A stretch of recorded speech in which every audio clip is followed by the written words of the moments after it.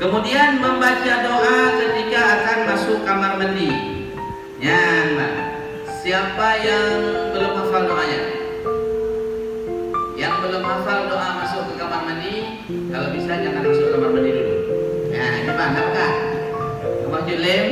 Nah, yang belum bisa doa masuk ke kamar mandi, jangan masuk dulu. Supaya apa?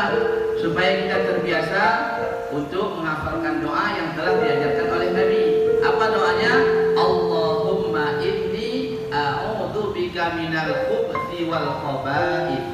Yang artinya aku berlindung kepada Allah dari gangguan setan laki-laki dan setan perempuan. Karena di kamar mandi itu paling banyak setan.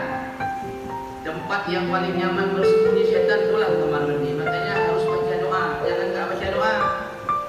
Kalau nggak baca doa, maka nanti keluar dari kamar mandi malas kita mau ibadah. Banyak perkara-perkara kebaikan yang lain yang berat untuk kita melakukannya. Jadi ada beberapa tempat yang menjadi tempat persembunyian setan yang paling nyaman. Salah satunya kamar mandi. Yang kedua, sampah-sampah. Nah, tempat sampah itu tempat persembunyian setan. Yang ketiga, di bawah kuku yang panjang. Kuku kita yang panjang itu tempat bersembunyinya setan, tempat bertelurnya setan, tempat paling nyaman dan tempat paling empuk. Jadi nggak usah, ini dipanjang untuk korek pada kuping. Ada kan tempat sekarang. Ataupun ya memang pesan daripada dokter THT, jangan suka congkel-congkel kuping. 6 bulan sekali pergi biar dibersihkan. Nah, biar cepat kaya, ya juga. Kan minta biar cepat kaya ya juga. Nama itu oknum. Ya, jadi kuku itu nggak boleh panjang.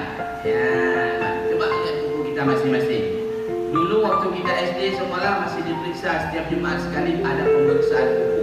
Tapi kayaknya sekarang sudah jarang. Ya, kenapa sudah jarang? Karena gurunya saja panjang kuku. Jadi kan nggak layak nih kalau guru masih panjang kuku nih, nggak layak. Nah, potong supaya apa? Supaya bisa jadi contoh bagi yang lain. Karena Nabi SAW nggak pernah panjang kukunya.